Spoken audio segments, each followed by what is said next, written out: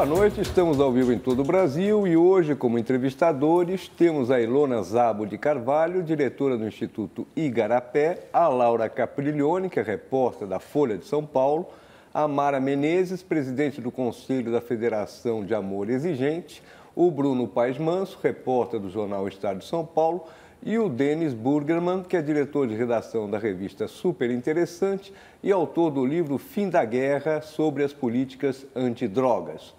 Como sempre, temos também os tuiteiros e nosso cartunista Paulo Caruso. Boa noite, doutor Laranjeira.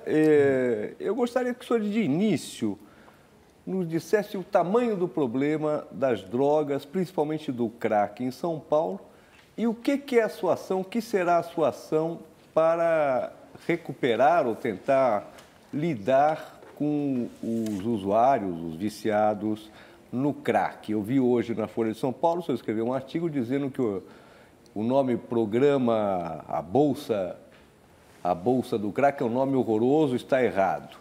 Enfim, qual o tamanho do programa e qual o tamanho do problema das drogas e o que o senhor pretende fazer com esse programa? Nós temos um bom retrato do que acontece no Brasil. Nós temos aí pelo menos 1 milhão de usuários de crack, 2,5 milhões de usuários de cocaína, 3,6 milhões de usuários de maconha. Então, nós temos um tamanho do problema muito grande que cresceu principalmente nos últimos 20 anos.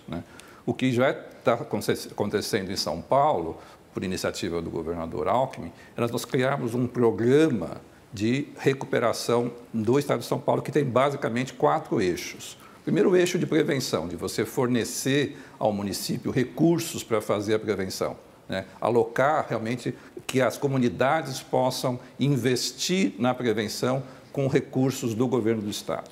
O segundo é criar uma rede de tratamento, que já está sendo criada, tem mais de 1.100 leitos de desintoxicação, que usa o modelo médico de estabilizar as pessoas que sofrem dessa doença que chamamos de dependência química.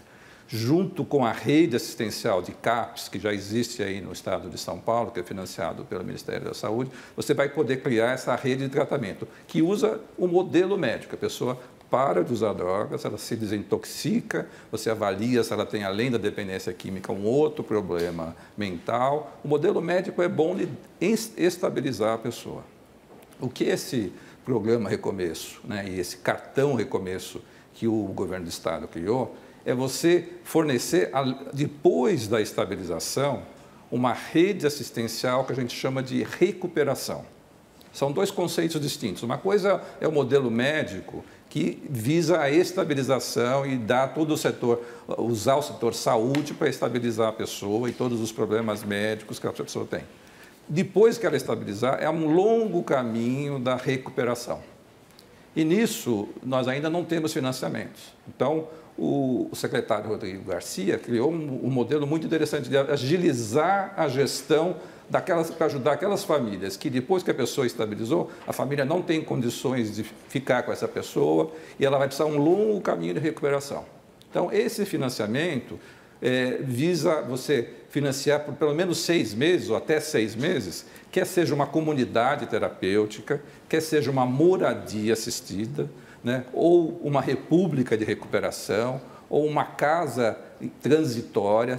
São modelos que eles chamam modelo social de recuperação. É esse que vai ser doado, vai ser usado R$ 1.850 para, vamos dizer, tratar do paciente nesse período, é isso? Então, vai ser um convênio do governo do Estado com os municípios do Estado de São Paulo. O município vai poder identificar ali naquela região se tem comunidade terapêutica, se o próprio município vai querer criar uma moradia assistida para as pessoas ficarem em recuperação, ou uma república de recuperação, e o dinheiro vai sair do cofre do Estado de São Paulo e vai direto para o prestador de serviço, que vai ser, obviamente, monitorado, tem todo um sistema bem sofisticado de que transferir o dinheiro do governo para quem presta assistência. Por isso que eu achei uma desconsideração com as famílias que têm que pagar R$ 1.350 por mês, que é isso que o Estado vai alocar. Em 6 meses, a família às vezes tem que pagar R$ 10 mil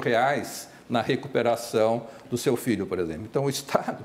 É por isso que eu acho que é uma ofensa às famílias que, às vezes, se endividam para o resto da vida para tentar tratar do seu filho, né? E o governo está oferecendo um programa Recomeço, né? Com um nome que estimula a recomposição da estrutura da família, e acho que a mídia, de alguma forma, maldosamente tentou chamar isso de Bolsa Crack, que eu acho que talvez possa fazer o papel da mídia de fazer isso, mas não está informando, né, as famílias que estão necessitadas desse tipo de recurso. Né? Doutor Ronaldo. E o quarto eixo, só para acabar do programa que a gente visa instituir aqui no Estado de São Paulo, seria o que a gente chama da justiça terapêutica, que é um modelo parecido que acontece nos Estados Unidos, com as cortes de drogas, que é no sentido de tirar muitos dos usuários do sistema judiciário ou prisional e levarmos para o sistema de tratamento. Então, acho que esses são os 4 eixos que a gente espera fazer e transformar o Estado de São Paulo num modelo para o Brasil,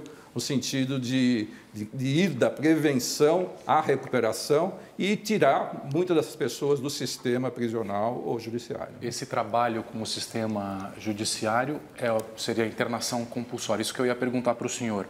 Como é que vai ser a porta de entrada desse projeto? Tem a internação voluntária, quando a pessoa quer... Tem a internação involuntária, quando a família quer e o dependente não, e a compulsória, quando a justiça determina que a pessoa seja internada.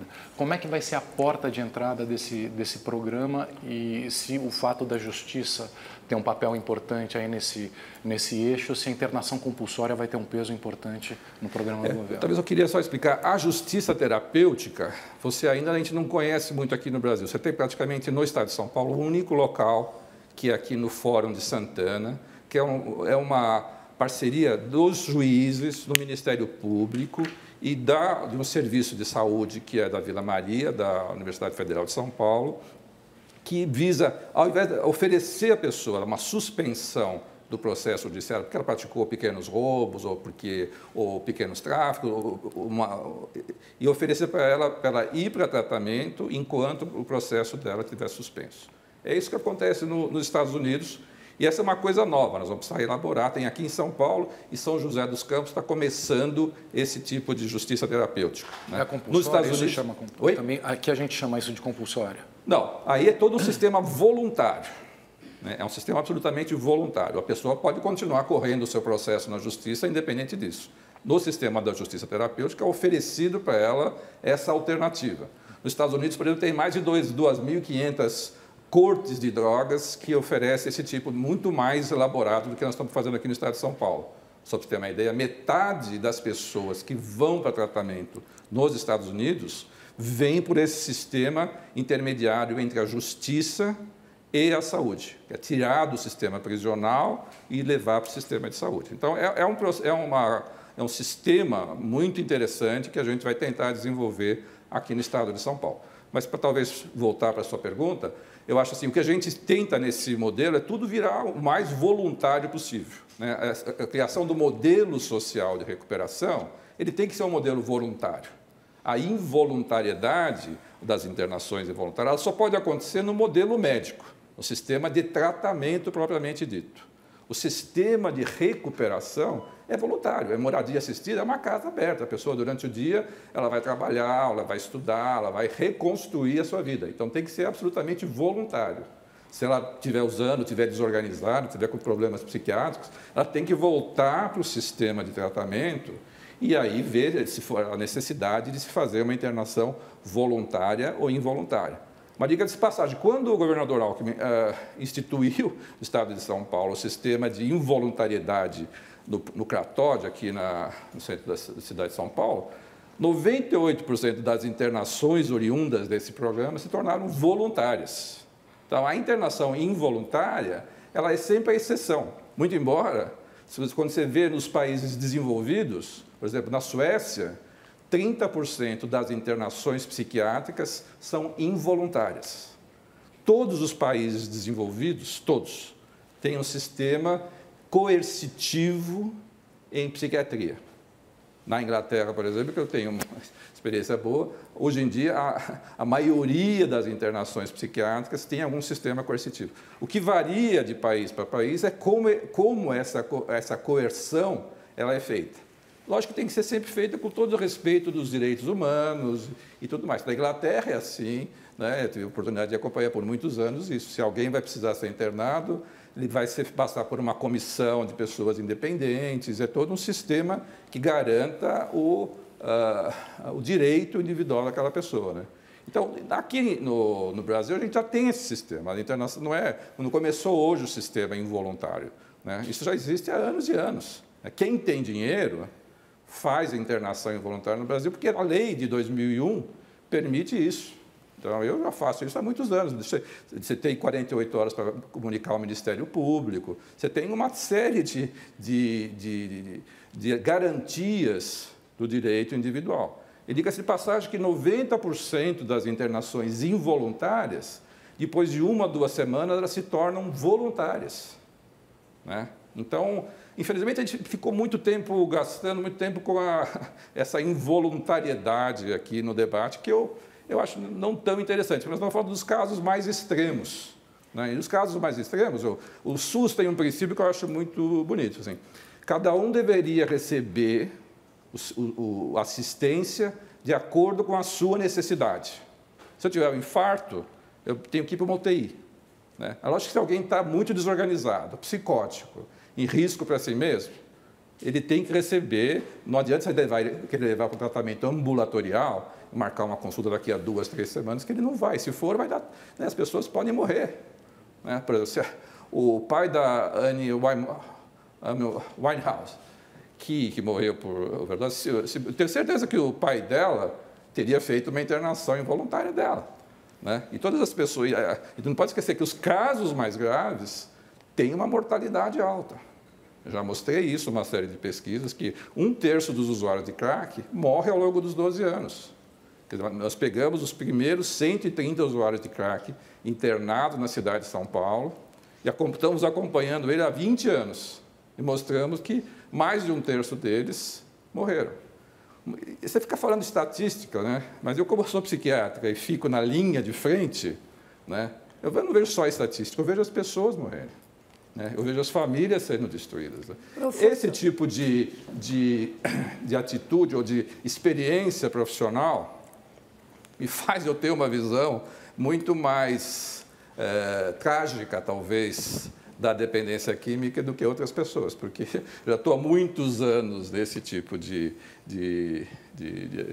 campo e vejo a destruição das pessoas e das famílias. Então, você acaba tendo uma postura muito mais cuidadosa, porque uma coisa é ver a estatística de mortalidade, outra coisa é você conhecer as pessoas que morrem, acompanhar as famílias depois da morte, ou não só da morte, né? A dependência química, ela destrói muito da fibra, né, do adolescente. Eu gostaria que você falasse um pouco a respeito da droga na família.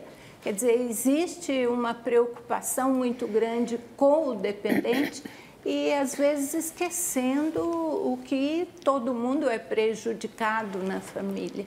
Então, as perdas da família, de todas as maneiras. Muitas vezes, quando você fala, né, da dependência química ou do uso de substâncias, de uma maneira geral, as pessoas têm muito a levar em conta que é um problema do indivíduo. Ele tem o direito de usar a droga que ele quiser e que é um impacto no indivíduo só. Mas, na realidade, todas as pesquisas mostram que não é só o indivíduo que é afetado pelo consumo. Quando ele usa, ele estimula o tráfico, ele tem um impacto na família, né? 30% dos usuários de drogas têm filhos, né? Nós temos programa e ver o impacto nas crianças, nos filhos dos dependentes químicos. Nós temos um programa no Jardim Ângela, que é uma região bastante carente aqui da cidade de São Paulo, que nós acompanhamos mais de 200 filhos de dependentes químicos do Jardim Ângela, nas regiões mais pobres e mais depauperadas, talvez, do estado de São Paulo. E você vê o nível de impacto que a dependência das mães ou dos pais tiveram nessas crianças é um negócio absurdo, né? Então, quando uma mulher grávida, né, usa crack, Na Cracolândia, nós tínhamos aí mais de 200 mulheres grávidas perambulando pelas ruas de São Paulo. O governo de São Paulo criou um programa específico para grávidas. Nós temos aí pelo menos 3 lugares onde mulheres grávidas usando crack podem ser albergadas e cuidadas. E aí você vê, quer dizer, você ficar, né, quando você fala também da internação involuntária, como é que você vai deixar na cidade de São Paulo uma mulher grávida usando crack nas ruas de São Paulo? Você acha que isso é respeito à liberdade dessa pessoa, né? E o que você faz com esse? Lógico que é um caso mais extremo, mas isso a gente vê todos os dias. Né? Quem lida com... Um caso que a gente ouve muito falar é, vamos dizer, um filho ou uma filha que se vicia numa determinada droga, geralmente crack ou cocaína, e rouba a família inteira, briga com os pais, com os irmãos, vira a vida da família um inferno. Que conselho o senhor daria para os responsáveis dessa família? O que fazer com esse filho ou com essa filha? Eu acho que no primeiro momento, né, lógico que a família ela tenta várias estratégias. Ela conversa, ela ameaça. Certo, né? Quando a situação se deteriora, ela tem que buscar um auxílio externo, porque sozinha, nenhuma família. Né? Se eu tivesse problema também na minha família, eu não teria condições de sozinho ou com a minha esposa lidar com uma situação complexa como essa. Então, a família chega um momento que ela precisa de recurso externo. Como o acesso ao tratamento é muito heterogêneo no Brasil, o primeiro conselho que eu daria para a família é buscar os grupos de ajuda mútua. Onde tem mais ajuda no Brasil? É os grupos de alcoólicos anônimos, narcóticos anônimos, Amor Exigente, que nós temos aqui uma representante de mais de 30 anos, são grupos de familiares que orientam familiares com dependência química. Então, eu acho que essa, para mim, seria essa primeira linha de frente, porque grupos de narcóticos anônimos, de alcoólicos anônimos ou de Amor Exigente, tem, só dos Amor Exigente, tem mais de 1.000 espalhados pelo Brasil. Então, o acesso a uma orientação vai ter que ser feito inicialmente por esses grupos de ajuda mútua. Se, obviamente, não funcionar, aí você tem que ir para o sistema instalado de saúde. E aí que é o problema que, no Brasil como um todo, é muito heterogêneo esse acesso. No estado de São Paulo está se aumentando essa rede de assistência, mas ainda é muito heterogênea e incipiente. Né? Então, a família vai ter que buscar esse apoio externo para poder lidar, porque lidar com uma doença complexa, né, eu tento explicar isso, que a dependência química, uma coisa é o uso esporádico de drogas, que é um fenômeno. Mas à medida que a pessoa vai usando regularmente e o cérebro dela vai ficando diferente, o comportamento dela vai se modificando, ela vai ficando mais impulsiva, mais irritada, né, menos racional nas suas escolhas, e por isso que começa a roubar a própria família, ou ter violência doméstica, e ter uma série de coisas. Nessas situações, vira o que a gente chama de uma doença complexa. A doença mental é uma doença complexa. E lógico que a família não está capacitada para lidar com uma doença complexa. E aí que precisa de recursos mais sofisticados, quer seja na saúde inicialmente, ou depois na recuperação. E aí, só terminando, a pessoa, o adolescente, o jovem resiste. Aí que eu acho que cabe a pergunta do Bruno. Tem alguma... O que é essa internação compulsória? É possível fazer isso no âmbito da família? Você tem Como é que é isso? 3 tipos de internação. É lógico que quando tudo falhar, né? Quando a família falhar, né? Quando o sistema de autoajuda falhar, quando o sistema ambulatorial de serviços falhar, e você vai ficar, e seu filho continuar usando drogas, né? Você vai ter 3 alternativas. Ou uma internação por lei, né? Não estamos falando nada diferente. Por lei, você tem uma internação voluntária, né? E aí o sistema de saúde vai achar um local para essa pessoa ser internada. O sistema involuntário, que depende só da família e de um médico, né? Se o médico, junto com a família, achar que essa pessoa está tão desorganizada que ela precisa ser protegida inicialmente, então ela faz uma internação involuntária. A internação compulsória é aquela que é determinada para o juiz. Sim. Isso tem acontecido muito no Brasil inteiro, com as famílias ficam tão desesperadas, e às vezes o sistema de saúde não dá guarida a elas, não dá assistência, que ela vai lá para o juiz, ou vai para o Ministério Público, por desespero. Aí o juiz dá uma canetada e fala, esse cara tem que ser internado e ponto. Não é um sistema bom, porque o juiz ele não tem recursos nem ferramentas para decidir se a melhor alternativa ali para aquela pessoa é a internação, né? Então, aí você, como eu falei, a internação mais coercitiva, os métodos mais coercitivos, obviamente eles têm que ser a exceção, né?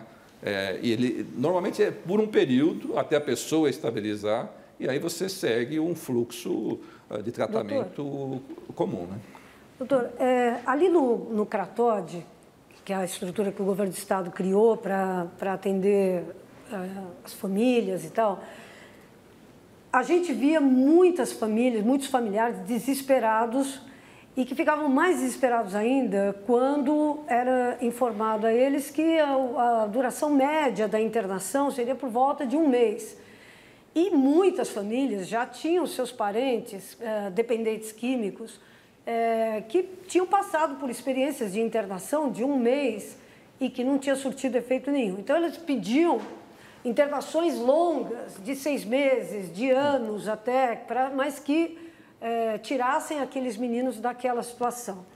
A pergunta que eu queria fazer para o senhor é a seguinte: ultimamente, aqui em São Paulo, particularmente, a gente tem ouvido direto a promessa da internação como sendo uma espécie assim, a panaceia para a resolução do problema da dependência química. Como as famílias não veem outra alternativa, acabam pedindo isso. Quer dizer, na verdade, uma prisão perpétua seria, muitas vezes, eu vi uma mulher falando isso, seria a melhor coisa para ela, porque o menino ficaria lá, não daria mais problema e tal.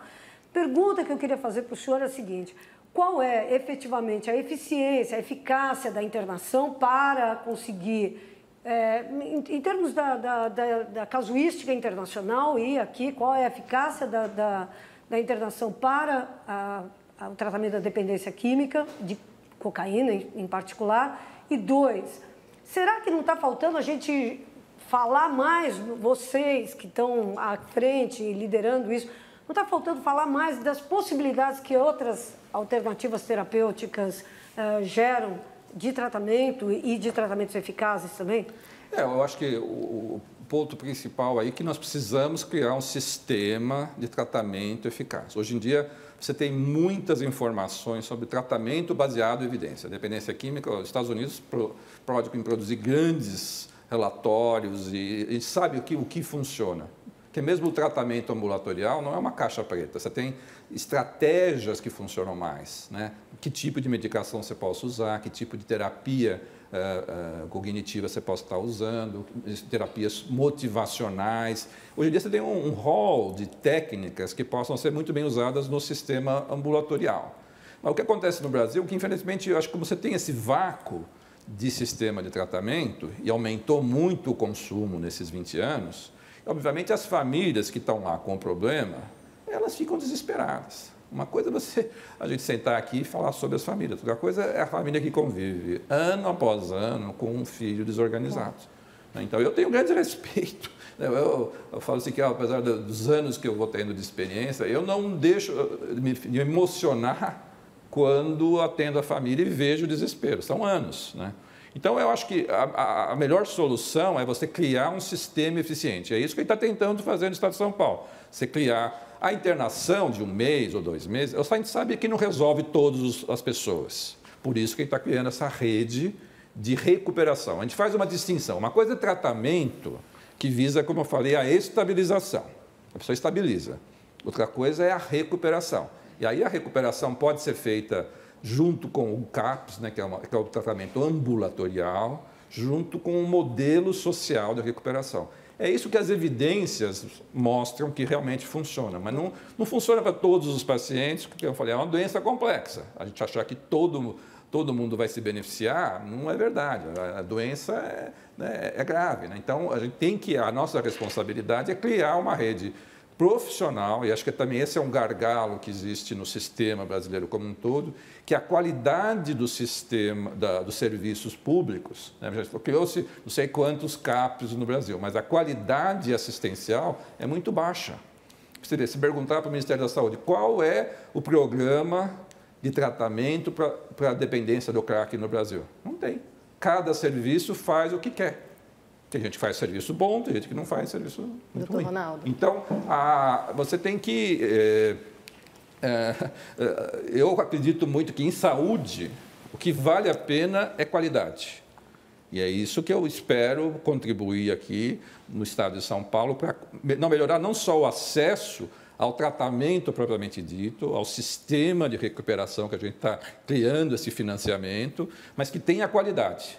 Se não tiver qualidade, não adianta criar serviços de saúde sem qualidade. Para isso vai precisar de treinamento profissional muito forte.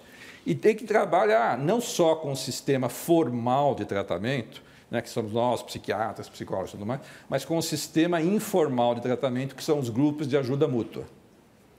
Nós não vamos ter recursos para tratar todo mundo com os recursos do Estado. Nós vamos ter que... Quem mais trata? O número de pessoas em acesso a alguma forma de tratamento ou recuperação são os grupos de alcoólicos anônimos, narcóticos anônimos, amor exigente. Então, a gente vai ter que achar uma forma de nós, do setor saúde, nos aproximarmos dessa, eu chamo isso de comunidade de recuperação. Toda igreja vai ter um grupo de alcoólicos anônimos, um grupo de narcóticos anônimos. A gente vai ter que criar um modelo que possa dar qualidade assistencial no tratamento propriamente dito, o financiamento da recuperação de 6 meses não é clínica, não gostaria de chamar de clínica, mas eu prefiro chamar isso de sistema social de recuperação. De 2 modelos distintos. Eu, como psiquiatra, lógico que eu sei mais do modelo médico de tratamento, mas eu sei que se não tiver um modelo social de recuperação, você não vai estar conseguindo isso que as famílias querem, que é a estabilização. A família quer que os seus filhos parem de usar drogas e se recuperem. Nós vamos ter que fazer um rápido intervalo e voltamos já com o psiquiatra Ronaldo Laranjeira.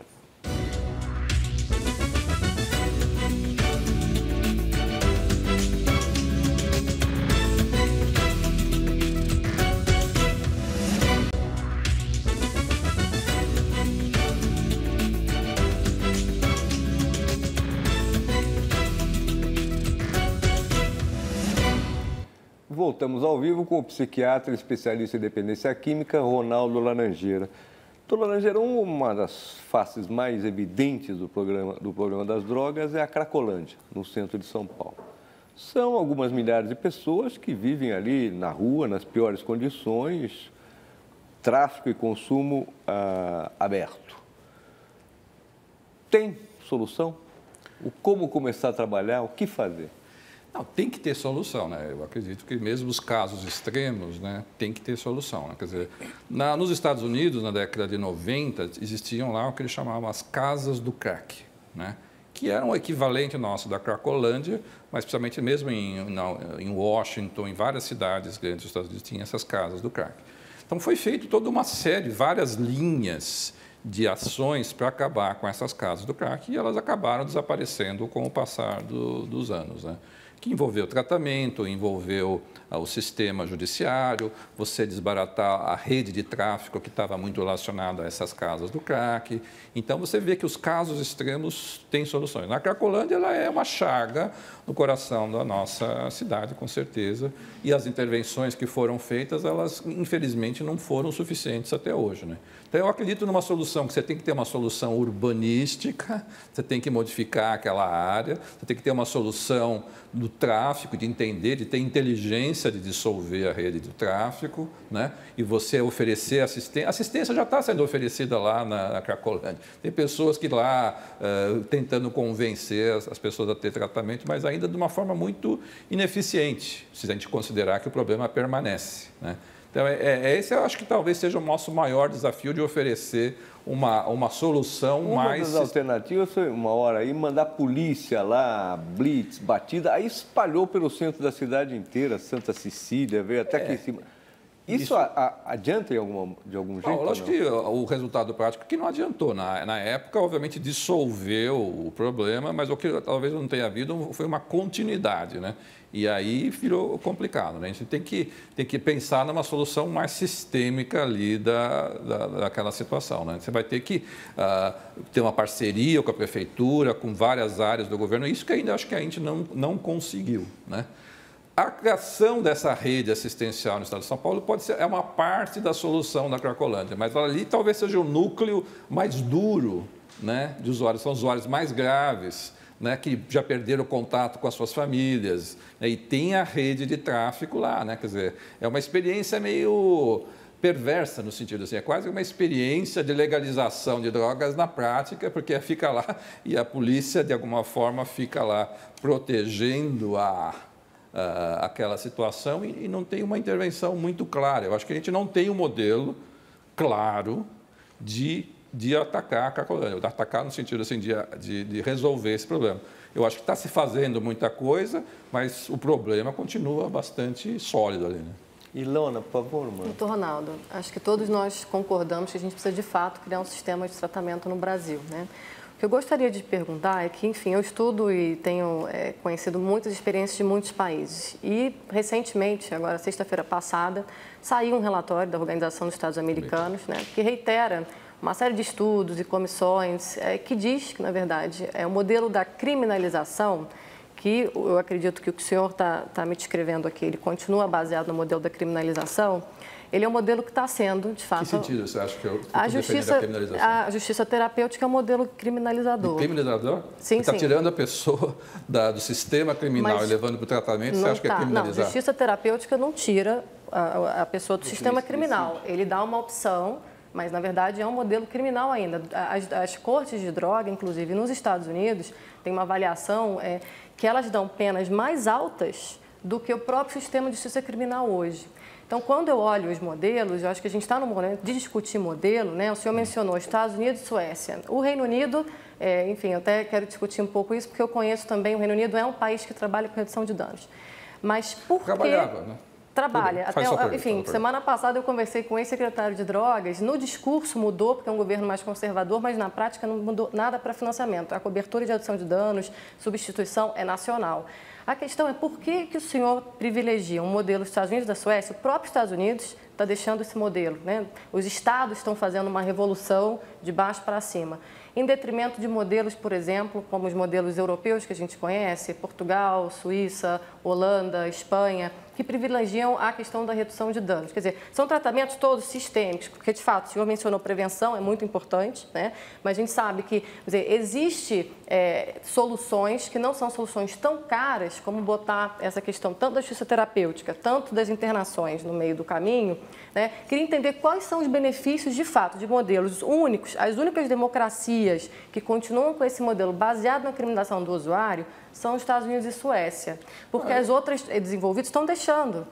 Eu absolutamente discordo disso. Eu acho que esse negócio de achar que a redução de danos é um modelo que está se expandindo, para mim não é verdade. O que é redução de danos? Redução de danos é você, ao invés de convencer a pessoa a parar de usar drogas, você ter políticas que a pessoa continua usando drogas com menos dano para si mesmo ou para os outros, né? Seria uma forma de descriminalização? Não, seria uma forma da pessoa continuar usando drogas e com menor consequência do seu uso. E esse modelo, na Inglaterra eu conheço bem, porque eu estava lá quando esse sistema de redução de danos foi criado, né? Então, eu acho que eu acompanho bem. Mas no parlamento inglês, o ano passado, quando perguntaram para essa pessoa que você falou, o Paul Hayes, quantos por cento das pessoas que em programas de redução de danos, quantos pararam de usar drogas? Ele falou 4%. E aí começou a mudar na Inglaterra. Então, o modelo inglês, que era de redução de danos, hoje em dia, ele é um modelo muito parecido com o que a gente está tentando fazer aqui, que tenta estimular pessoas a parar de usar drogas e começar o processo de recuperação. Eu só acredito que esse processo de recuperação só vai ocorrer quando a pessoa parar de usar drogas. Eu não entendo e não consigo ver a pessoa continuar usando drogas e se recuperar. Então, assim, à medida em que você estimula, não é só os Estados Unidos, né? Estados Unidos, na Suécia, no Japão, a maioria mesmo dos países europeus estão abandonando a redução de danos e estimulando mais as pessoas a pararem de usar drogas e buscar a recuperação, né? Então, eu acho que isso não é um modelo. Eu não consigo ver a criminalização de você fazer esse tipo de coisa, né? E eu não consigo ver a justiça terapêutica como um processo de criminalização, não consigo. Mas, doutor, só para eu entender o que você está falando, porque existem formas e formas e formas de se consumir droga, né? Quer dizer, você pode consumir a droga de maneira recreativa, você pode consumir a droga esporadicamente, você pode... Assim como tem as pessoas que bebem e são dependentes do álcool, e tem as pessoas que bebem no fim de semana. Mas quem vem para tratamento... Então, mas o que eu estou só discutindo dentro do que a minha colega está falando é... O senhor exclui a possibilidade de que pessoas que usem a droga de maneira, assim, para recreação, para fins recreativos, num final de semana, como você vai tomar uma cerveja, você fuma o seu cigarro de maconha e tal. O senhor descarta a possibilidade de que essas pessoas possam fazer isso? Não, eu descarto, nem me preocupo tanto com elas. Porque a gente tira essas pessoas do campo do tráfico, né? Quer dizer, daquele campo terrível do tráfico, da coisa clandestina e tal. Então, parece que é uma tendência no mundo isso, não é? A questão é como você termina com o tráfico. Né? Como é que você faz isso? Qual é o modelo para terminar o tráfico? Mas quando você reduz as margens de lucro deles, porque você torna... Por exemplo, se a pessoa pode plantar a sua maconha em casa... Você reduz o tráfico. Você reduz o tráfico. Me prova isso. Não tem uma experiência que vai mostrar isso. Em Portugal, a gente não tem isso? Não tem isso. No Portugal é um grande fetiche. Eu acho que é até bom o modelo português. Né? Mas se você olhar... O que aconteceu, independentemente no Portugal, de 2001 a 2011, aumentou o consumo de drogas. Então, para mim, o parâmetro principal, do ponto de vista de saúde pública, eu defendo para as drogas ilícitas a mesmo para a droga álcool e cigarro. Para mim, o parâmetro é você diminuir o consumo. Então, do ponto de vista de saúde pública, qualquer modelo que me falar que vai diminuir o consumo de drogas, né? Se você me convencer que as pessoas plantarem maconha em casa vai diminuir o consumo de adolescentes, por exemplo, eu vou ser favorável, mas não tenho uma Não, mas não é só isso, aí você faz junto com a campanha de esclarecimento, que nem você fez com o tabaco. Não, mas, por exemplo, você acha que, por exemplo, o modelo... Posso pegar um gancho aqui? Desculpa. Você disse que se o principal objetivo, então, de uma política de drogas é reduzir o consumo de drogas, por que a gente baseia essa política em encarceramento em massa, se a gente sabe que prisão é o lugar onde mais se consome drogas? Quem defende isso? É o que está acontecendo na prática no Brasil. Para começar, tem uma explosão no da Brasil, população por lei, em especial no estado de São Paulo. Por lei, nenhum usuário pode ser preso no Brasil. Usuário por uso... Na prática não está acontecendo isso. Não, por lei, então você tem que mudar a lei ou mudar como que a lei está sendo implementada. Mas por lei, o usuário não pode ter pena. Você defende uma mudança de deixar mais claro a descriminalização do usuário? Não a discriminação do usuário, eu dependo a despenalização do usuário. Não? A lei já existe isso. Com o que você acabou de nos dizer, por que não a descriminalização do usuário? Por que o usuário de álcool está lá? Por que mandar o usuário para um lugar onde se usa mais droga? Aí você vai entrar num modelo de jogo de palavras. Por exemplo, Portugal despenalizou também, porque passou do sistema criminal para o sistema administrativo. Né? E criou as comissões de dissuasões e tudo mais. Mas eu acho que isso é bom, se a gente pudesse fazer isso. A gente não tem recursos no Brasil para fazer isso, porque Portugal é um país pequenininho e tem essas comissões. Cara, alguém que é pego em Portugal usando drogas, ele vai direto para uma comissão e essa comissão vai falar se esse cara pode ir para casa, ou ganhar uma multa, ou se ele vai receber tratamento. Eu acho que esse modelo é interessante, ninguém pode se opor a esse modelo. Mas o que aconteceu em Portugal foi que aumento do consumo de drogas. Se foi por causa da lei ou não sei. No Brasil também, quando nós, em 2006, mudamos a lei, a nossa lei de 2006 é uma lei mais liberal do que era anteriormente.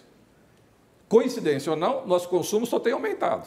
O quanto que as leis servem para deter o consumo, eu não sei, essa é uma questão importante, mas nós despenalizamos, hoje ninguém... Você vai nos estádios de futebol, você vê um monte de gente fumando maconha em frente à polícia e ninguém é preso. Você vai na Cracolândia, a Cracolândia é uma experiência de você vai lá, quem vai ser preso por uso de droga na Cracolândia? Então, o problema aqui é que está tendo prisão muito de pequeno traficante. Não, e de mas aí é uma política. O que você vai fazer? A questão é essa. No Brasil, 98% do tráfico é feito por pequenos traficantes. Para mim, o grande fenômeno que aconteceu aqui no Brasil nos últimos 20 anos, para falar de dois sistemas de partidos no poder, para não falar, né, foi que aumento enorme dos tráficos. No Nordeste, há 20 anos atrás, você não tinha consumo de cocaína. Hoje em dia, 25% do consumo de cocaína é no Nordeste. E é pequeno traficante. É tudo por pequeno traficante. Como é que você vai dissolver essa rede espetacular de tráfico que faz com que uma pedra de crack custe R$2, que um cigarro de maconha custe R$1? Você acha que você... Como é que você dissolve isso? Eu não acho que vai ser criminalização. Você nem vai ter prisões para prender isso. Eu não defendo essa criminalização. Professor, agora, como é que você vai fazer isso? Né? É difícil saber. Você tem algumas experiências, né, de poder... eu acredito muito na da solução comunitária. Eu não acredito num país sem droga, mas eu acredito que algumas comunidades, algumas regiões, algumas experiências americanas, experiências suecas, no Japão, não é só países, você tem vários países que não permitem essa rede de tráfico. O maior problema do Brasil no modo de viver, em relação à falta de política de drogas. Nos últimos 20 anos, não temos política. Mas, professor, e se descriminalizar algumas drogas, se flexibilizar a noção de pequeno traficante, melhor ou pior? Eu estou me baseando na experiência europeia que a Ilona falou. Dá resultado, não dá resultado? Olha, o que me parece que, mundialmente, a política de repressão ao tráfico não está, a guerra às drogas não está surtindo efeito. Então, mas se você vê no Brasil, a única coisa que nós não tivemos foi guerra às drogas. Nós não tivemos políticas. O maior problema é uma cultura permissiva em relação ao consumo de drogas e uma cultura omissa em relação à política. Qual é a política que a gente tem de prevenção aos nossos adolescentes? Nenhuma. Qual é a política que a gente tem de deter a cocaína chegar no Brasil? Nenhuma. Qual é a política de tratamento? Nós temos muito pouco, né? Então, você não tem nenhuma política, né? E você acha que nada deu certo, então vamos abandonar isso e vamos liberar? Você acha que simplesmente liberar o pequeno traficante e que vai acabar a droga? Você vai poder plantar maconha? Se a gente puder plantar maconha no quintal, o Brasil vai virar um grande maconhal. Doutor Laranjeira, não tenha dúvida disso. Por favor. E aí, qual é o impacto que isso vai ter? Né? A gente brinca, mas qual é o impacto que vai ter na população adolescente? A gente vai ter que fazer essa decisão, assim, já está acontecendo isso. Né? A droga, a maconha hoje no Brasil, ela é praticamente descriminalizada. Não, desculpa, né? Então, a questão é, você vai querer facilitar mais o acesso à droga do adolescente? Acho que essa aqui é a questão importante, quer dizer, você tolerar o pequeno traficante. A gente já não tem política para o pequeno traficante, não tem política para a dispersão dessas pessoas. Agora, a gente vai tolerar o pequeno traficante, né? Então, do ponto de vista de saúde pública, a questão é essa, assim, se não houver uma política de diminuição de consumo, que é a mesma coisa do tabaco, né? Você tem que ter políticas que diminuam o acesso ao tabaco. Se você facilitar... Houve prevenção, negócio houve educação, prevenção e não criminalização. Sabe, o negócio no rótulo, o preço, houve uma política incisiva e que deu resultado, que então, diminuiu o consumo. Infelizmente, né, na área de drogas, né, se alguém falar que tem um modelo genial e simples e fácil de resolver o problema das drogas, está mentindo. Né? Não, mas eu dou exemplo do tabaco. Aqui ainda se permite propaganda de cerveja, o que em outros países é um absurdo. E se proibiu a propaganda de cigarro na televisão, no rádio, na revista, proibiu tudo. Sim. Por que não se faz uma política, vamos dizer, no âmbito do São Paulo, já que o senhor está trabalhando no estado de São Paulo, de prevenção mesmo, para valer, olha, não pode ter publicidade de álcool, não pode ter venda perto de escola, não pode... Eu acho que o estado de São Paulo acho que tem, acho que é o único estado no Brasil que tem uma lei específica de evitar fiscalizar, né, a venda de bebidas alcoólicas para menores, é o estado de São Paulo. Então, eu acho que já tem algumas cidades que já estão adotando uma postura bem mais preventiva. Pindamonhangaba, São João da Boa Vista, tem algumas experiências bem interessantes do ponto de vista de prevenção. Mas, nas drogas ilícitas, realmente, ele é um debate mais ideológico. Quer dizer, para mim, o princípio que eu tenho é o princípio da saúde pública. No sentido assim, você tem que adotar políticas, defender políticas que façam a diminuição do acesso às drogas. Que é esse que me parece o princípio que deu certo no caso do tabaco, né? Dá certo no caso de álcool que a gente não faz aqui, e que é isso que a gente tem que tentar ver qual é o nosso modelo para lidar com as drogas ilícitas. Você pode ficar aqui a exaustão discutindo o modelo americano, o modelo sueco, o modelo da Holanda, o modelo de Portugal, são vários modelos, mas você falar qual que é se qualquer país no momento tivesse o modelo ideal, seria fácil. No álcool, no tabaco a gente tem. Nas drogas ilícitas é mais complicado. E aí fica dependendo do gosto do freguês, né? Assim, me preocupa um pouco porque tem alguns conceitos bem confusos. Eu queria oferecer até, eu sou membro da Rede Pense Livre, uma rede que foi criada para aprimorar esse debate. E eu vou fazer, na verdade, um resumo dessa discussão, colocando vários dados que eu acho que são importantes para a discussão à disposição no nosso blog. Então, acho que com fontes, explicando, acho que essa conversa não vai dar para aprofundar, mas eu acho que é importante, porque a gente está confundindo muitas coisas aqui. Eu acho que partindo do ponto de que hoje, se a gente for encarar a realidade, de fato, se a gente não quiser tapar o sol com a peneira, as drogas são muito disponíveis para os adolescentes. Hoje, eles estão totalmente desprotegidos. Compra-se em qualquer lugar, né? Nós não temos uma educação honesta. Concordando isso. Infelizmente, não temos educação honesta sobre drogas. A gente mente, a gente afasta. O modelo de criminalização, ele não deixa que o usuário procure o sistema de saúde pública. Então, se o senhor... Você tira isso? Não, só... Doutor Laranjeiras, tem mais de 20 países no mundo. Não, aí uma coisa importante dizer, são 5 países na América Latina, que a gente não fala sobre isso, que não tem o consumo criminalizado. Por exemplo, Uruguai, Paraguai, Colômbia, México, a Argentina, a Corte Suprema já legislou também que não é. Qual vai ser a evolução desses países? Qual é a evolução que a gente começa a cortar? O ciclo da violência. Quer dizer, hoje, se você mantém consumo na esfera criminal, as pessoas têm medo de pedir ajuda. O sistema de saúde não tem informação. A procura de tratamento aumentou em Portugal, aumentou muito. Queremos ajuda. Pois é, mas o usuário tem medo, Mara. O usuário tem medo porque é crime. Mas eu posso colocar uma informação. Perguntas para o doutor Ronaldo. Eu vou fazer uma pergunta importante, que é uma pergunta que tem justamente a ver com toda essa discussão que está tendo aqui, porque o assunto das drogas é um assunto polêmico, ninguém tem dúvida disso. E o senhor, além de estar trabalhando com esse grande programa do Estado de São Paulo, o senhor hoje assumiu, quer dizer, hoje não, esse ano o senhor assumiu também o principal programa da prefeitura, que é a antiga UTI do crack, que é do município de São Paulo, o senhor também coordena. Então o senhor coordena o principal programa da prefeitura e o principal programa do governo do estado, com uma visão própria, pessoal, num debate que eu acho que só na Escola Paulista de Medicina tem 3 pessoas bastante contrárias à visão do senhor.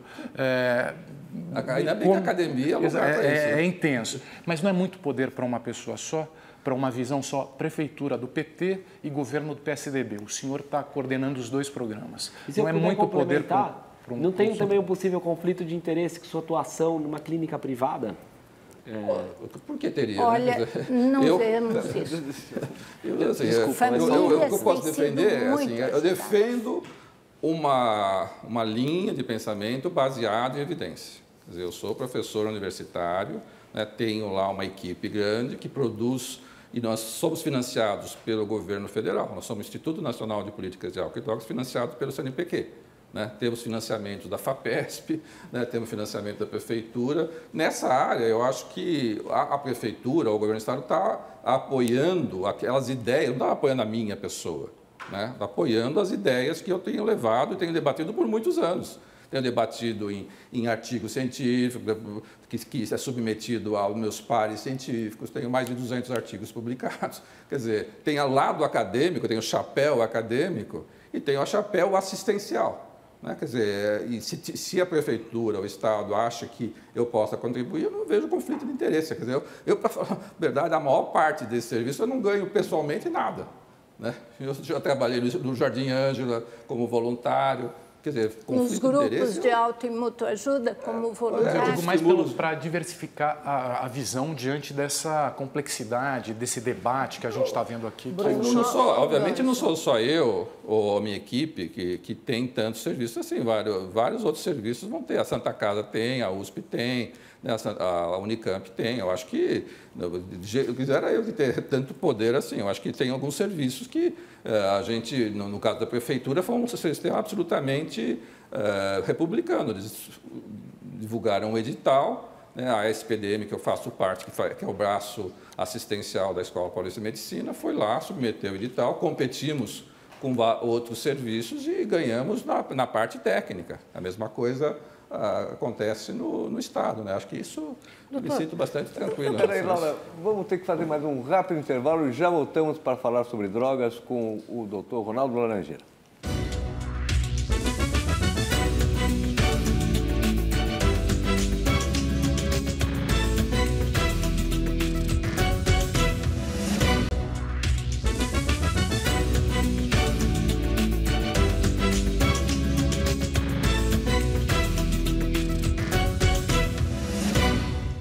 Voltamos ao vivo com o especialista em dependência química, Ronaldo Laranjeira. Doutor Laranjeira, o senhor disse aí que basicamente não há uma política nacional antidrogas. Não há nem de repressão, nem de tolerância. É uma bagunça, meio cada um faz como faz e faz mal. Agora, internacionalmente, a guerra contra as drogas vem dando certo? Porque a questão da repressão ao tráfico na fronteira americana não deu certo, é uma fronteira mínima comparada com a brasileira e é um muro ali com o México, né?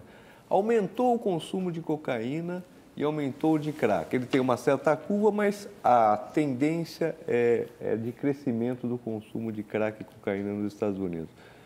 Eu pergunto ao senhor, vai dar certo isso? Muitas pessoas de direita, conservadores ou liberais, dizem que não. Fernando Henrique Cardoso, o Bill Clinton, semana passada teve aqui o Mário Vargas Llosa, diz, olha, precisamos mudar porque a política de repressão, a guerra às drogas não está dando certo. O senhor acha que está dando certo? Acha que tem que ser mudado? O que deve fazer? Olha, eu acho assim que, primeiro, esse derrotismo de achar que nada dá certo, precisa mudar tudo e ter não, uma eu digo solução, que não tem nada. De uma solução simples e fácil para resolver o problema complexo. Normalmente, essa solução simples e fácil é errada, né?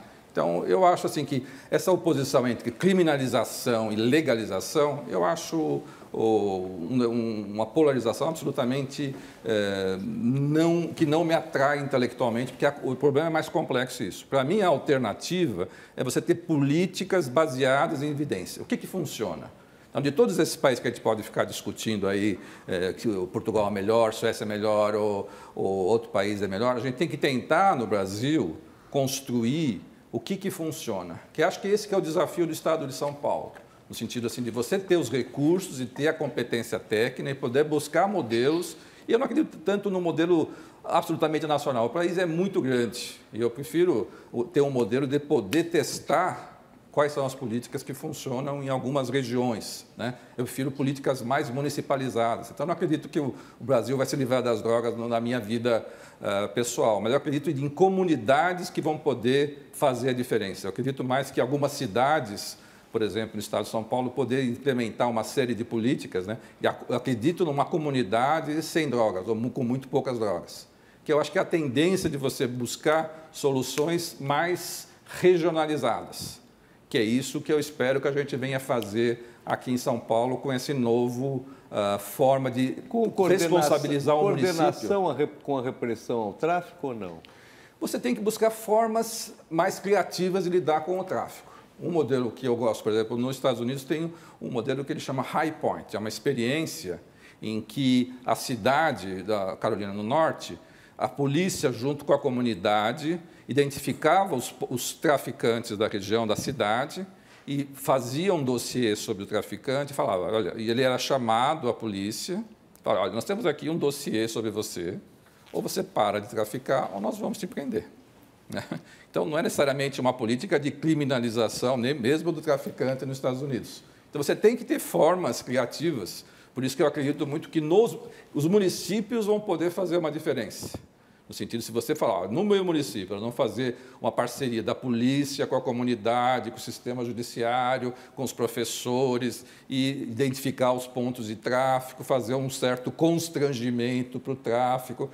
Eu acredito que você possa fazer uma comunidade bem segura do ponto de vista de drogas. Agora, que é o que eu acho que aconteceu no modelo sueco. A gente fala muitas vezes do modelo holandês, português e tudo mais. Mas na Suécia existe uma política de intolerância à droga e tolerância em relação ao usuário, né? Pode parecer meio complexo isso, mas você tem que ser intolerante, você não pode tolerar o tráfico. né? Mas a partir do momento que a pessoa é identificada e está usando, ela vai receber um tipo de tratamento, um tipo de ajuda, né? Que é isso que, de alguma forma, eu acredito que a gente vai ter que achar um modelo, não vou falar do modelo do Brasil, mas, eventualmente, no estado de São Paulo, a gente tem condições técnicas, tem condições, eu acho, financeiras, né, de poder achar modelo. A gente tem que testar modelos, senão a gente vai ficar se lamentando ou querer, às vezes, modelos meio mágicos, né? Se a gente vai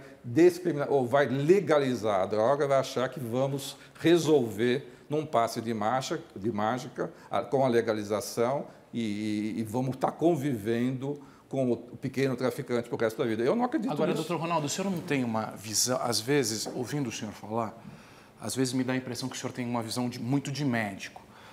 Porque as drogas, pelo que a gente sabe, é usada desde os povos primitivos. O senhor faz parte de uma categoria de médicos que é uma das categorias com maior uso de drogas que existe. A gente faz parte dos jornalistas também. Os jornalistas usam muita droga. As vanguardas culturais usaram muita droga. Você tem a contracultura, você tem um movimento hippie, você tem um beatnik. As drogas estão associadas a movimentos culturais, estão associadas à cultura da sociedade. E, às vezes, a minha impressão que tem é que o senhor tem a visão de médico, olha, eu não quero que ninguém use droga. O senhor não acha que tem esse aspecto do aspecto cultural da droga? Óbvio que é um desastre o uso excessivo, mas a impressão que a gente tem, às vezes, nessa discussão é justamente que parece que o uso de drogas, o uso compulsivo, quando a gente fala do uso de drogas, a gente fala do uso compulsivo de drogas. Vamos proibir que as pessoas caiam nesse desastre que é a dependência química. Mas o senhor negar a legalização, você não nega também toda essa história cultural da humanidade vinculada à droga, que parece ser um processo que o homem não conseguiu se desvincular, assim? Assim, que do ponto de vista de saúde pública, né, se você vê, por exemplo, o desastre que foi para o mundo, por exemplo, o tabaco, né? Ninguém tem dúvida hoje que todo o esforço que foi feito para diminuir o número de usuários de tabaco foi grande e valeu a pena do ponto de vista de saúde pública. Então, é lógico que eu vou falar como médico do ponto de vista de saúde pública. Eu não tenho dúvida que o álcool, né, é o que mais causa custo social de uma maneira geral, né? No Brasil, 8 a 12% das doenças no Brasil é relacionada ao uso de álcool. Então, é lógico que eu tenho essa visão, mas é de saúde pública. Agora, eu reluto em aceitar tacitamente que a cultura está inextricavelmente ligada ao uso de drogas. Porque se você vai ver muito do preço que muitas pessoas importantes na cultura pagaram por causa do uso de drogas. Então, eu defendo um mundo que possa ter o mínimo de drogas possível. E lógico que a humanidade sempre usou droga, mas com o tipo de sociedade complexa que você vive, onde o tráfico gira aí mais de 700 bilhões de dólares no mundo inteiro, você tem uma outra lógica. Se a gente for pensar só no passado, a gente não vai iluminar muito. Mas por isso que quer trazer esse mercado para a legalidade, para você controlar esse mercado e evitar as guerras. Se for ver historicamente, você vê, por exemplo, na China, né? Na Guerra do Ópio, né? Desculpe ir tão longe assim, mas na Guerra do Ópio, que foi entre a Inglaterra e a China, né, no século XIX, a China foi inundada de ópio. Naquele momento, 25% da população adulta na China usava ópio, né? E teve um efeito devastador na China. No começo do século passado, nos Estados Unidos também as drogas eram liberadas, maconha, cocaína, mesmo ópio. Nos Estados Unidos era opiado. Então, houve uma proibição, quer seja na China, houve uma proibição na Inglaterra, houve uma proibição em vários países. Então, a proibição, historicamente, ela funciona sob alguns aspectos. Não é uma panaceia. Não estou defendendo a proibição total. Mas, se você achar que a legalização, as experiências de legalização, as pessoas, na época era legalizada na China, mas 25% dos chineses estavam usando ópio naquele momento da guerra do ópio. Então, você tem que não tem solução mágica, né? Eu não quero estar aqui defendendo, não tem uma solução, mas do ponto de vista de saúde pública, eu só posso defender que políticas que diminuam o consumo de qualquer droga. Lógico que às vezes eu me entusiasmo e passo a ideia mais forte que isso. Mas pegando o gancho do Bruno, a gente viu que a comunicação sobre as formas de prevenção da AIDS, no começo, ela se baseava exatamente nessa ideia de que, olha, então não faça sexo de maneira nenhuma, assim, assado, cozido. Abstinência. Era o princípio da abstinência. O senhor foi bastante irônico ao se referir à redução de danos e, no entanto, uma das políticas públicas de saúde mais bem-sucedidas que o Brasil já aplicou, inclusive internacionalmente aplaudidas e tal, foi exatamente a política pública de prevenção da AIDS, que se baseia não no modelo de abstinência, mas no modelo de redução de danos. Quer dizer, se você vai se drogar, não se drogue injetando, lembra disso? Quer dizer, se você vai transar, vai ter sexo, não transe sem camisinha. Então, foram formas de tentar controlar a epidemia por meio de um modelo de redução de danos. Eu pergunto para o senhor, por que não se pode aplicar na questão da epidemia, digamos, entre aspas, de drogas, também um modelo de redução de danos? Quer dizer, ensinar as pessoas como se safar exatamente dessa situação. Primeiro que a droga é ruim, segundo a droga como se safar. Agora, mas, ela é péssima, ela causa dependência. Eu fui, quando eu voltei da época, eu defendi a troca de agulhas de seringas aqui, isso lá, logo que cheguei em 94, 95. Então, eu sou totalmente a favor do que funciona. Na área de AIDS, nós estamos num modelo, obviamente, de sucesso e temos que continuar nessa linha. Você achar que você vai conseguir redução de danos para crack, por exemplo, e muita gente já fez isso. O Ministério da Saúde distribuía um kitzinho para a pessoa fumar crack com segurança. Isso já foi feito. O Ministério da Saúde financiava batom, manteiga de cacau para proteger os lábios do usuário de crack. Dava coisa para a pessoa não ficar... A redução de danos foi feita. Infelizmente, ela não funciona para casos mais graves. Não tem nada... As estratégias que funcionarem e que melhorar a saúde das pessoas, qualquer nome que tenha, porque, por exemplo, redução de danos você pode fazer no cigarro, por exemplo. Hoje em dia se debate fazer redução de danos para cigarro. Tem número de fumantes que não vão parar de fumar, mas eles vão poder eventualmente fumar cigarros eletrônicos, por exemplo. Então, esse é um debate interessante. Então, tudo que melhorar e for provado que melhora a saúde do usuário de drogas, eventualmente, eu não tenho um preconceito. Às vezes eu sou irônico porque é um debate técnico muito intenso aí entre você promover estratégias da abstinência ou promover a redução de danos. Mas, no caso do Brasil, especificamente, quando está falando de 1 milhão de usuários de crack, e você achar que tem uma estratégia de redução de dano, que a pessoa vai diminuir o uso de crack e continuar bem, eu não vejo evidência disso. Mas eu já ouvi uma colega sua da Unifesp, por exemplo, me relatando experiências bem-sucedidas de troca da dependência do crack. É uma negociação, mas de troca da dependência do crack por maconha. Então, para controlar a ansiedade e tal, o uso de maconha. Esse estudo, que teve uma dimensão absolutamente, foi publicado há mais de 15 anos e não foi repetido em lugar nenhum do mundo. Mas porque não pode ser, né? Porque não pode ser ilegal. O estudo do jeito que foi feito nem foi um estudo, foi uma observação. E eu não tenho nada a acontecer. Alguém me provar que você, no usuário de crack, que tem uma grande alta taxa de comorbidade, que tem dano cerebral ao usuário de crack, muitos deles estão psicóticos, que você dá maconha para essas pessoas, ela vai melhorar a saúde mental dela, eu duvido que alguém consegue mostrar. O senhor é a favor de um estudo desse, por exemplo, de que se faça um estudo? Faça estudo. Se você, do ponto de vista ético, esse estudo é complicado. Eu não deixaria meu filho participar desse estudo. E aí teria que ver se os comitês de éticas permitem isso. Você dá uma droga que a gente sabe que causa psicose, como é o caso da maconha. Não causa psicose. Doutor Laranjeira, cuidado com a maneira que o senhor está expondo os dados. Eu continuo afirmando que... Pode causar, né? Não é causal. Ansiedade e depressão. Ansiedade e depressão causa. Deixa ele falar e concluir.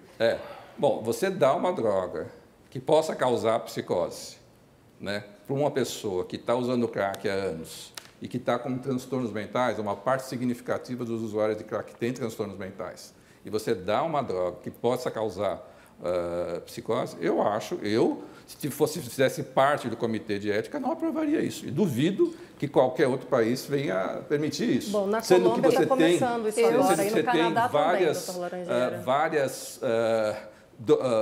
estratégias de tratamento com muito mais consistência de que funciona. No Brasil, a gente está aí repetindo esse estudo como se fosse uma panaceia, como se fosse um caminho revolucionário no tratamento de crack e o sistema não deixa funcionar porque não funciona. Eu acho que é risível isso. Olha, vamos fazer mais um rápido, com licença. Porque eu não consigo falar da A Sara vai falar, ser a primeira a falar na próxima vez. No próximo intervalo, voltamos já com o último bloco da entrevista com o Ronaldo Laranjeira e a senhora vai fazer a primeira pergunta. Obrigada.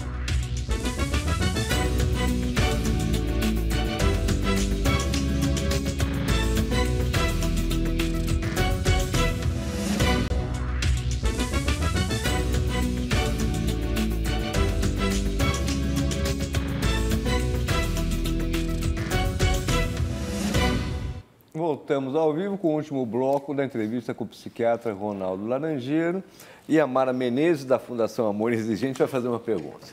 Eu gostaria que vocês soubessem que, primeiro, nós, quando temos redução de danos, e muitas de nós, mães, queremos que os nossos filhos passem do crack para a maconha, as consequências disso seguem nesses 30 anos, nós ficamos donas dos casamentos deles, as famílias ficam donas, porque eles não mantêm as famílias, os filhos somos nós, avós, que criamos. Há toda uma situação que a nossa luta é ter filho livre de drogas e não com outro tipo de droga. Não dá certo isso. Mas o que eu queria perguntar de fato, que você nos falasse, Ronaldo, uso esporádico de droga pode caminhar para uso, você tem alguma porcentagem para uso abusivo? Existem características que permitem prever se os nossos filhos podem se tornar dependentes? Então, são situações que nós queríamos também que fossem esclarecidas. Eu acho que essa é a pergunta mais difícil de se responder. Não tem uma só pesquisa que tenha características que possam prever ou antever quem vai ficar dependente. Por isso que foi falado assim, que tem médicos que começam a usar drogas e viram dependentes. Eu acho que o resumo que eu tenho para isso, é que se você expõe o seu cérebro a qualquer droga, principalmente no período da adolescência, você vai desencadear alterações cerebrais e tudo indica que você vai acionar genes que estavam lá inativos, né? E aí você vai aumentar a sua chance de ficar dependente químico. A dependência química é uma doença complexa, é muito parecido com, sei lá, câncer.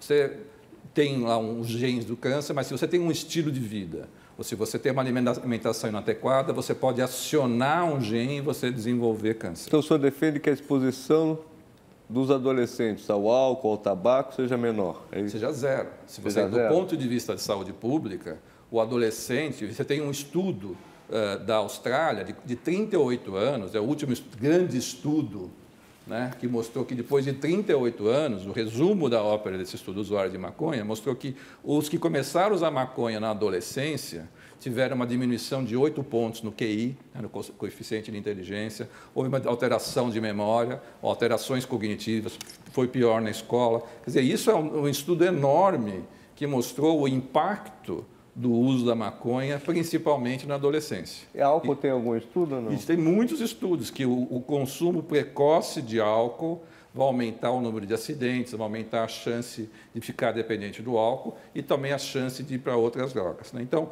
por isso que se faz todo um esforço, no caso do álcool, nos Estados Unidos, a idade mínima para consumir álcool nos Estados Unidos é 21 anos de idade. A pessoa pode ir lutar no Afeganistão aos 18 anos, mas não comprar bebida alcoólica aos 18 anos. Então, porque a tendência é tentar, o máximo possível, proteger o adolescente. Doutor, e essa que é a decisão que o senhor caracterizaria a publicidade livre de cerveja no Brasil? Eu acho uma aberração, né? É um crime contra os nossos filhos você permitir que os interesses da Ambev, que virou a maior empresa brasileira, ela passou a Petrobras como em termos de dinheiro. Então, no Brasil dá mais dinheiro vender cerveja do que vender gasolina. Então, você permitir que no Brasil, nós temos 1 milhão de pontos de venda de álcool no Brasil. E é por isso que a Ambev é uma empresa tão lucrativa como ela é. E por isso que eu chamo que no Brasil o mercado do álcool ele é desregulado por interesse da indústria do álcool.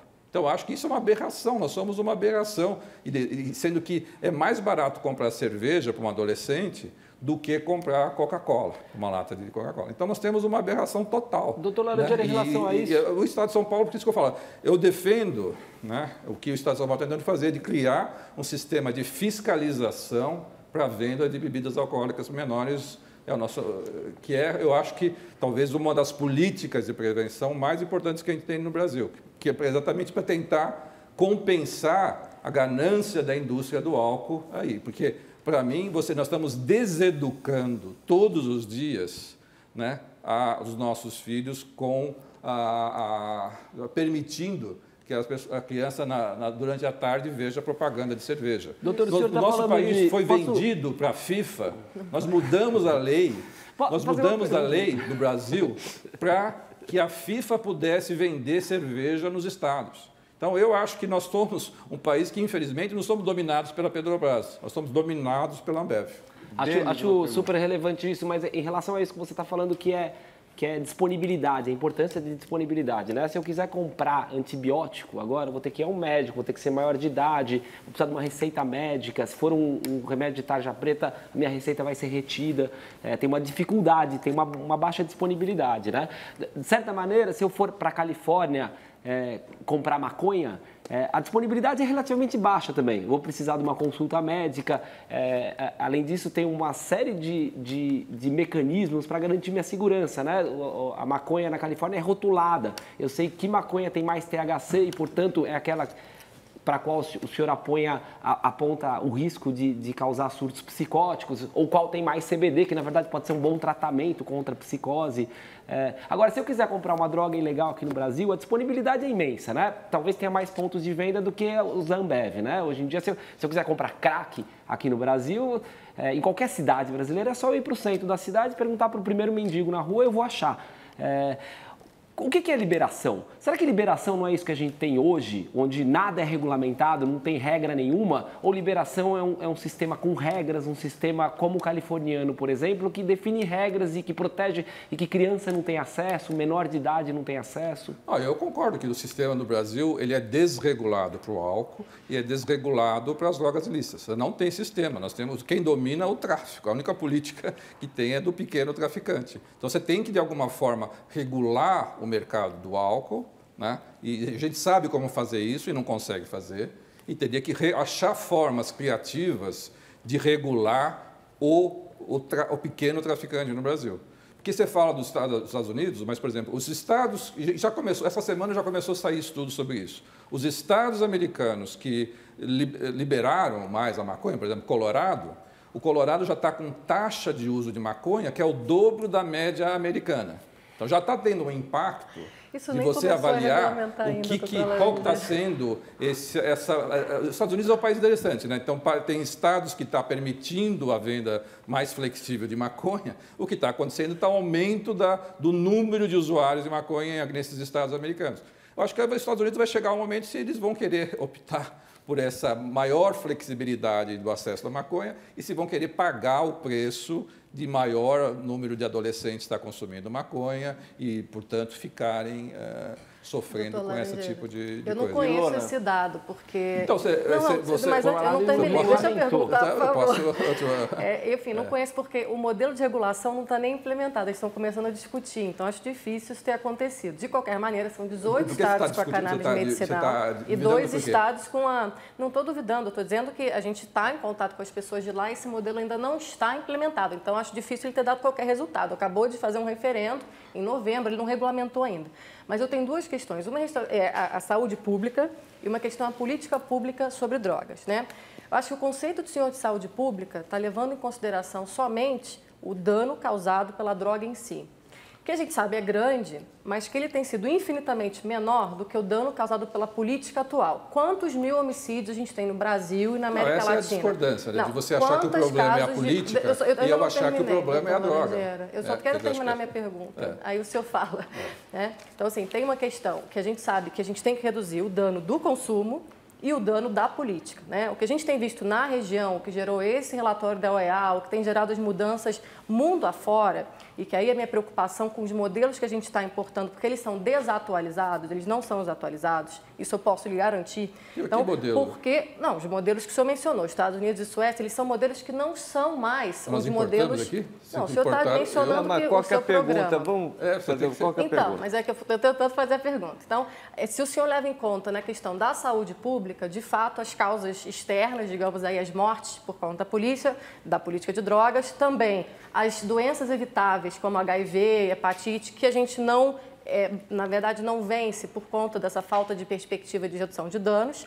E quando a gente olha a política pública sobre drogas, o senhor sempre fala muito em saúde pública, mas o que eu estou vendo é que a gente está privilegiando, ao invés de investir no sistema de saúde público, o sistema é um investimento privado, porque internação involuntária, comunidade terapêutica, isso é privado. Então, a gente está, assim, fazendo e a gente sabe que é mais caro. A pergunta é, qual é a lógica, se a gente fala em saúde pública, no sistema público, qual é a lógica de privilegiar um modelo que é mais caro? Se a gente viu que em redução de danos a gente tem diminuição de número de overdose, de prisão, de crime, a gente vê que a oferta também diminui, então por que o senhor está trazendo isso? Você está lendo uma literatura que eu não tenho, não é a visão que eu tenho. Eu acho que a redução de danos está sendo abandonada na maior parte dos países. Isso não é verdade, quando eu falo de saúde pública, do ponto de vista de saúde pública, a gente tem que defender política que diminua o número de usuários. Com certeza. Esse é o ponto principal.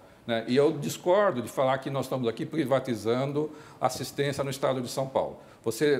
O Estado de São Paulo vai estar financiando clínicas ou formas de modelos sociais de recuperação. Eu acho que de jeito nenhum nós estamos falando de privatização.